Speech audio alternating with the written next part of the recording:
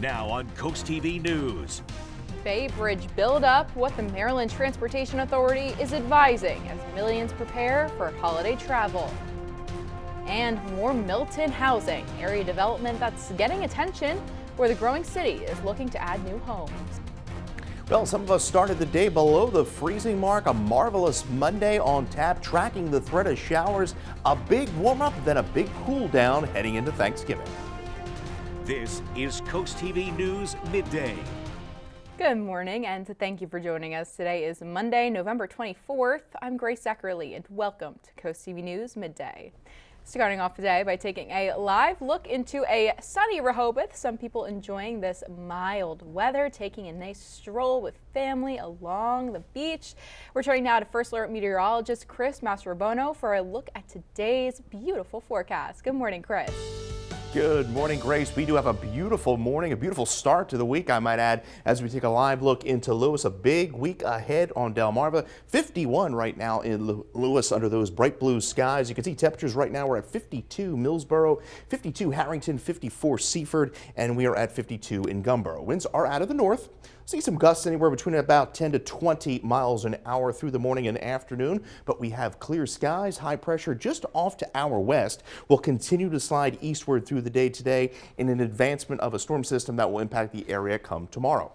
So we're in for mostly sunny skies through the afternoon. We'll top out in the mid-50s, then clouds will begin to increase through the evening and overnight. That's ahead of a system that will bring showers into the area primarily Tuesday, late Tuesday afternoon through the evening. Temperatures are going to be surging back into the 60s, in fact near 70 on Wednesday, ahead of a strong cold front that will bring dry, cool, but blustery air in here just in time for the turkey on Thanksgiving. We'll talk about even colder temperatures heading into Black Friday coming up in that full 7-day forecast. Grace. Thank you, Chris. And taking a look in Milford, Carlisle Lane LLC hoping to transform a grassy lot into a 39 townhouse development. That's off Truett Avenue. Milford City Mayor Todd Culotta tonight says that at the City Council meeting, they could see a final public hearing, which would likely lead to a decision to either approve or deny the proposed townhomes. And previously, a landowner told CoastTV that the current plan calls for 8 units per acre, which is less dense than the city's 12-unit acre zoning allowance. Culotta said he's hopeful that this new development gets approved tonight, saying it will be good for the city. The Food Bank of Delaware extending hours at Milford and Newark Healthy Pantry Centers to serve more families. According to officials, the food bank helped nearly half the number of families it normally would serve in an entire month in the past week.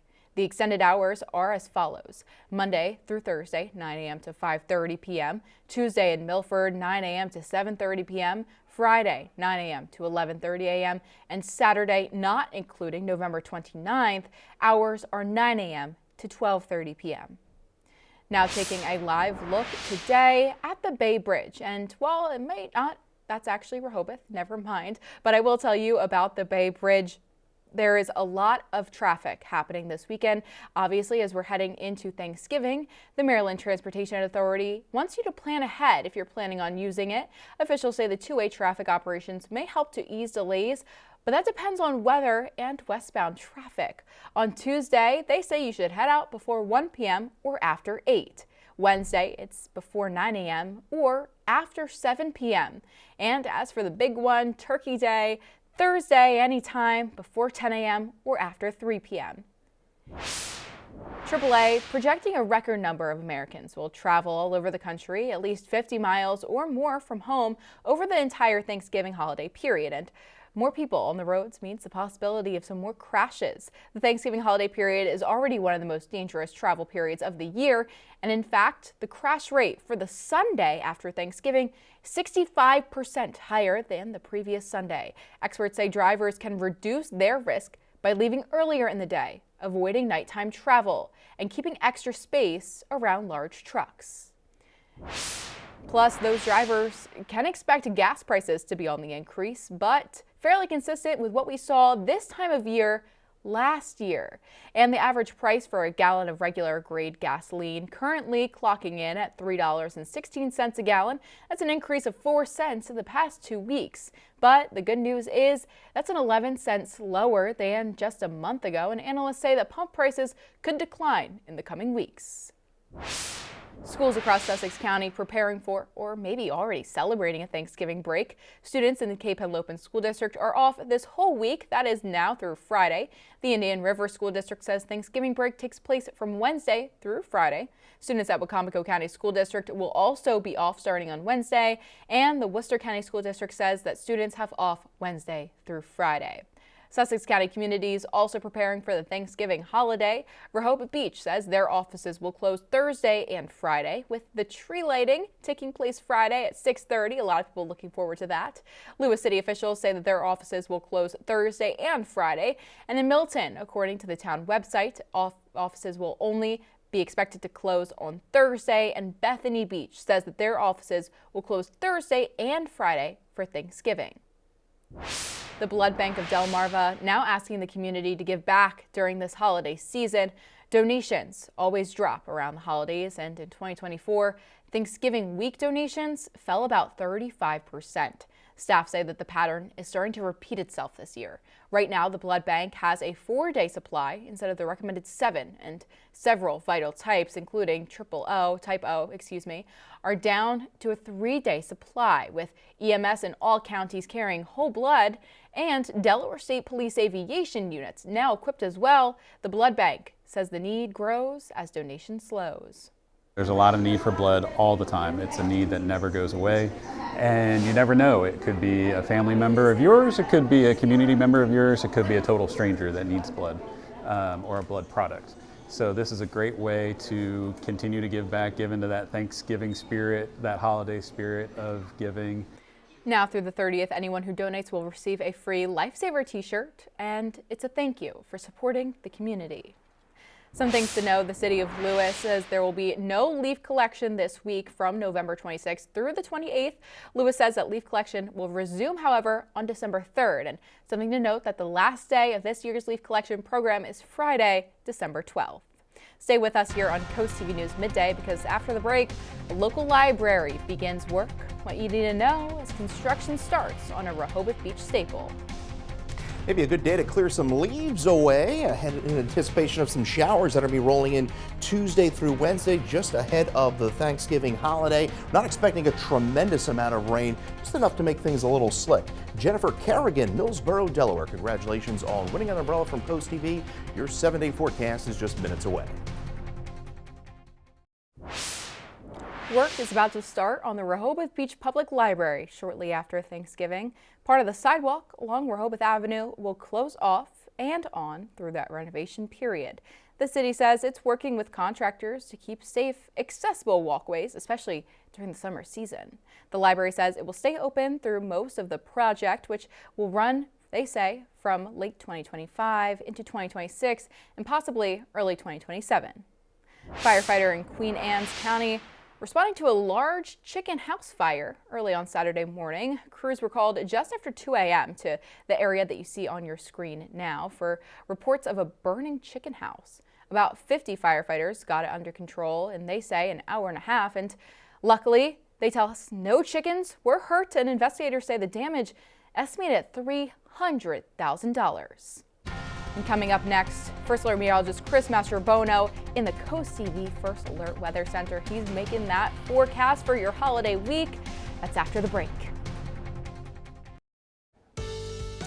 Well, we have a big week ahead of us here of traveling and eating and just spending time with some family and friends. We have beautiful conditions to kick off this holiday week. Bright blue skies in Rehoboth. Folks taking in the beach there. Pretty nice out there. 52. Winds are relatively on the light side as well. We're at 55 Milton, 52 Bridgeville, and we are at 54 in Seaford. We'll see some gusts, 20, 25. Not going to be terribly windy, but you see that wind flow out of the north. That's going to change tomorrow. We're going to see more of a southerly wind kick in, and that's going to allow for milder air to work in as we go into tomorrow and Wednesday. High pressure to our west, keeping things pretty quiet and dry. If you're doing any traveling today, doing pretty good. For heading out west, though, you're going to be running into some storminess. We have an area of low pressure taking shape just east of the Rockies, and this system is going to continue pushing eastward. Not going to be all that heavy for us.